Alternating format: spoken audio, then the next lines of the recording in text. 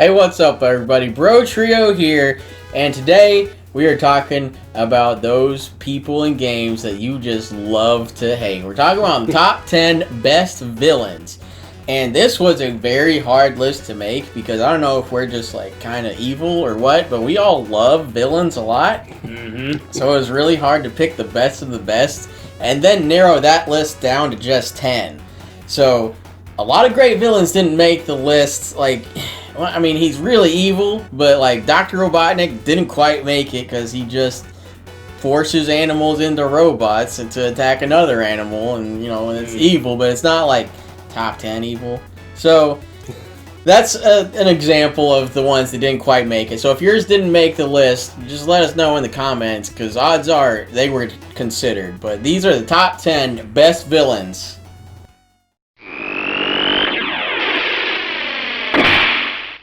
As Daniel said, we really like villains here. Whether they're malicious, like horrible, deliciously evil, understandably evil, whatever the case may be, we love a well-done villain. But the first in this top 10 is an example of someone I do not love. Nobody loves. He is just a piece of shit. Micah Bell from Red Dead Redemption 2 is the biggest piece of shit villain from any game that I can think of. There are no redeeming qualities. He starts the game off complaining while being entitled and racist, and it just gets worse from there.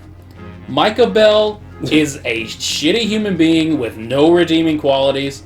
He is my most hated villain in pretty much any game. I wanted to see him die more than anybody, and I wish he died a more horrible death than he did, because he is such a piece of shit. Ah, there he is. Old Black Lung Morgan. Shut up. For this next entry, we couldn't decide between Mother Brain or Ridley, so we just decided to do the Space Pirates in general from the Metroid series, because they just have like backup plans on backup plans, and all of them are just terrible. They're just like, oh, this thing is really dangerous. Let's clone it, weaponize it, and maybe sell it to the highest bidder. I don't know what their ultimate end goal for that was. Yeah, they never seem to be after money, just like killing. Yeah, killing and spreading phase on. Yeah, like just sowing chaos throughout the universe is their goal. And if it wasn't for one person, they would have succeeded multiple times.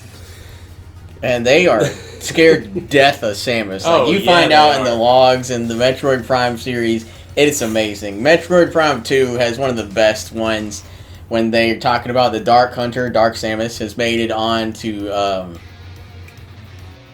what's it called? Aether. When Dark Samus has made it onto Aether, and they're just scared shitless because they're like, oh my god, one hunter was bad enough, but now there's another one, and this Dark Hunter is violent. And it just is so funny because they're scared to death of Samus because they know she's going to stop them, but they just keep doing it, and Mother Brain comes back at least once. It's an AI that just won't quit and gets like a crazy body and make me cry at the end of Super Metroid. And then Ridley is just an immortal little rabbit thing that's a space dragon. Turn into a rabbit bird, keep on coming back as a dragon. Surprisingly, he's the only one that's out for revenge, too. Because everybody else is just, oh man, Samus came here and messed it up. Ridley's just like, I'm going to kill you, I'm going to kill your family, I'm going to kill your adopted family. Like, you're going to hate me, and I'm going to hate you for the rest of time.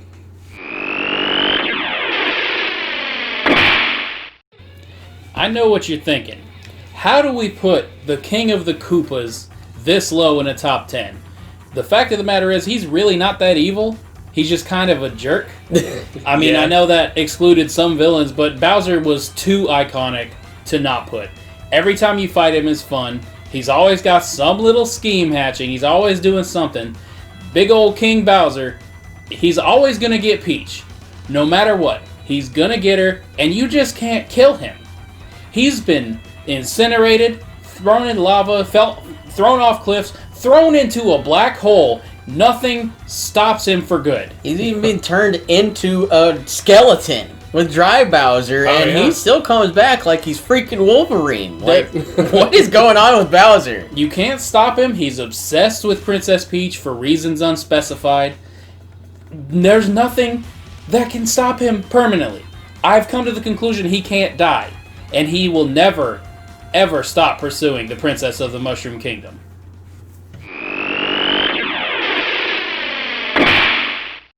This is one of my absolute favorite villains to talk about to the uninitiated that don't know about him, because it is just batshit insane whenever I talk to anyone about Xehanort from Kingdom Hearts, because a lot of people don't even believe me when I'm telling them. Like, I mean, Scotty's played most of the games and he doesn't get half of it. So it just sounds straight up made up. It sounds like fan fiction. Xehanort is like so evil. He's like wanting to control Kingdom Hearts, to control the universe basically, and he is just driven by his tenacity to do so, that he can't and won't be stopped. He is Xehanort, he is Ansem, he is Xemnas, he's young Xehanort, he infects all the other members of Organization 13 when they come back. Xehanort is here to stay. There's 13 of it. He can't be stopped. He always finds a way to like pull out the darkness. Even when Sora stops him, that was part of his plan, was to be stopped. He plans to fail so he can bring back other people from the darkness. And this is the worst part about Xehanort, is not only is he conniving and evil, but his most frightening aspect is he is patient. Because Xehanort's been around for a long, long time, and he has been hatching this scheme for like eons, and it finally all comes to a head in Kingdom Hearts 3, and it just culminates in everything, and you fight Xehanort in this crazy, like, Inception-looking city, and then he finally gets control of Kingdom Hearts and like kills Sora again. And then everything just, like, goes wrong, and then Sora, like, believes in his heart and his friends or some shit and ends up toppling over him. But Xehanort, just having been the, like, main villain or controlling all the villains for at least 8 games in a franchise, like, holy shit, that's why Xehanort gets to be on this list.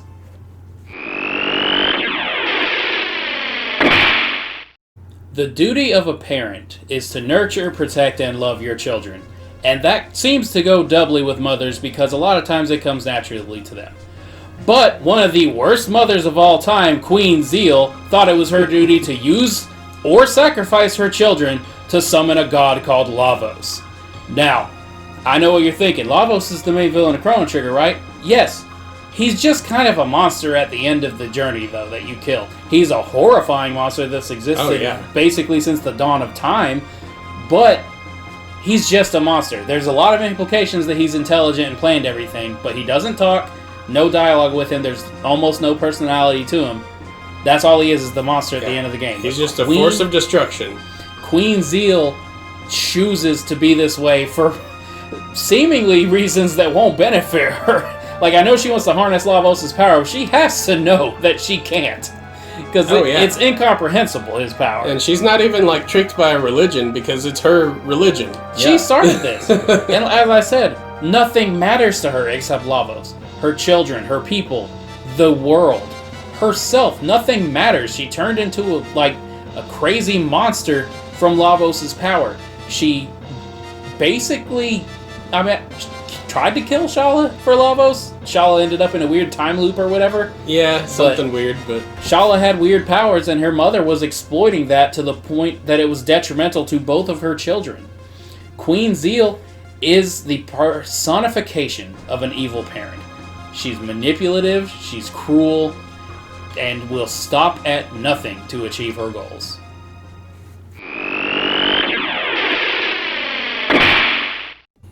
Many villains have a clear and defined motivation that they just extend through all of their goals and all of their plans. Dr. Wily's is spite. He's just being petty. Nobody liked his college program. Dr. Light got all of the fame, and he wants it. Yeah, because Dr. Light was like, robots are cool, and Dr. Wily was like, they're tools. We just need to overclock them and let them die because they're tools. Who cares? Yeah. And, I mean, in some ways he's right, because giving them personalities does lead to a lot of problems. But most of those problems are caused by him. Yeah. Because he's just reprogramming everything, building his own evil robots, anything he can to prove that he is better than Dr. Light. He invented a brand new type of robot that named Zero, just to prove that he could make something to kill Mega Man. He is just downright evil and manipulative and, most of all, crazy. Duality is one of the most important tools someone can use to frame a story. The good versus the bad is the constant struggle it's always been throughout all of fiction, and it's great to see the hero and then a darker version of that hero. And one game franchise that amplifies this to the next step is Metal Gear Solid. Because Liquid Snake is a real son of a bitch, and he hates Solid Snake with a passion.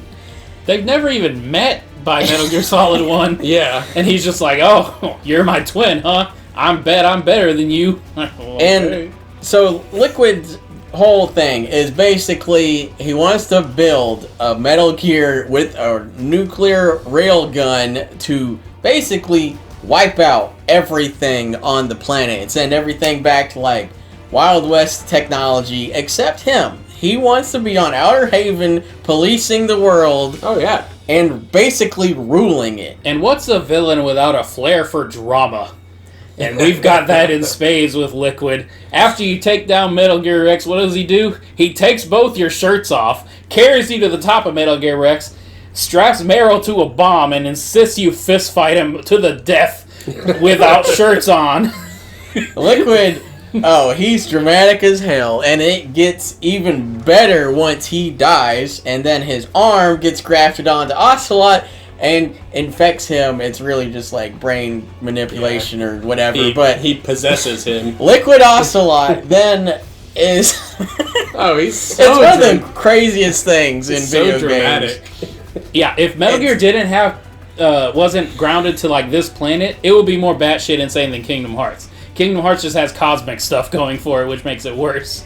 Yeah, but Liquid possessing an old man, basically, and then he moves on with his plans, and he gets more dramatic because whenever he unlocks, like, the guns of the Patriots, he can turn off everything with nanomachines. Then, one of my favorite scenes from Metal Gear Solid 4, he just, like, finger guns everything, and then nothing happens, but then everything happens, and it's absolutely crazy. And it culminates in yet another dramatic final fight on top of something when there's this old man fist fight between Old Snake and Liquid Ocelot throughout the ages. The health bars change to represent the game they're currently fighting from, basically. It's one of the coolest things that has ever happened in a game. It's one of my favorite finales to a game because Liquid Ocelot is one of my favorite villains in a game. One of the most surprisingly good villains ever is Handsome Jack from Borderlands 2. He is so evil, he is so manipulative, but he's so charismatic and charming. How did they do that? I have never loved and hated somebody in equal measure that much before, because everything he does when he's on screen is deplorable. He just murders everybody He sends you on a mission to kill his grandma and then makes you laugh 10 minutes later. Yeah, I know. He's so awful, but he's so great. He's constantly just like berating the player, talking nonsense about the game world itself. He tricks you into committing suicide if you do that mission. Yeah. He legitimately thinks he's the hero. Yes, he does. That's the weirdest the thing. best part about him is he is layered, so he truly believes he is the hero of this story and that you're the villain. There's a good reason that Borderlands just could not let him go. Even in Borderlands 3, like, they had to bring him back somehow, even though he's dead. Pre-sequel had him a lot in it. The Telltale one, what's it called? Tales from the Borderlands was all him in AI form as the villain. He's just such a fantastic and well thought out character. And of all franchises for him to be in, it's Borderlands. No villain list would be complete without some over-the-top, crazy Final Fantasy villain. And obviously, the best one is Sephiroth from Final Fantasy VII. Now, you could say it's Jenova, it's Sephiroth, whatever. We're calling it Sephiroth. Either way you phrase it, the answer is yes. Yeah, exactly. So, Sephiroth's whole motivation is to, absorb the life stream, and the best way to do that is to hurt the planet. So what does he do? He summons a meteor to hit the planet, and this meteor is like a third the size of the planet. So he's gonna wipe out everything on the planet. And it's one of the craziest, most convoluted plans ever, because he can't just do that. He's got to go to the Temple of the Ancients and get the black materia to do so. And because it's Final Fantasy, the black materia is the Temple of the Ancients, so it's got to collapse in on itself and all this. And so much happens from here to there. Sephiroth kills Aerith. It's one innocent, sweet little Aerith. Your healer. And he just comes out of the rafters and stabs her in the back. And I know. Son of a bitch. Everyone talks about it, but it is an iconic moment from gaming history to take a character and permanently kill them. They are gone. Especially in an RPG when your healer, White Mage, is gone. It's one of the most crazy things ever. Thank God there's the materia system and you can just make someone else healer. Yeah. But Sephiroth will stop at nothing to achieve his goals, and he is inside Cloud's mind the whole time, because Cloud's some weird clone but not a clone thing going on, and he remembers the real Sephiroth before he died, and now it gets really complicated, and Sephiroth starts doing shit so bad that the planet's protectors, the weapons, wake up and start attacking everything they see as a threat. That includes you, that includes Midgar, that includes Shinra as a whole, that includes everybody. And Sephiroth is basically just sitting there in the northern crater watching, laughing, and enjoying it, because his plans are coming forth. All he has to do is wait a few days for that meteor to crash, and he will get all the life energy he needs and basically become a brand new Final Fantasy god in Jenova, Sephiroth, the hybrid, whatever the hell, ancients mixed with alien bullshit and the live stream. It would be absolutely ridiculous, and he almost succeeded. He got this close, that damn holy, and Aerith's tear just stopped him right at the final hour.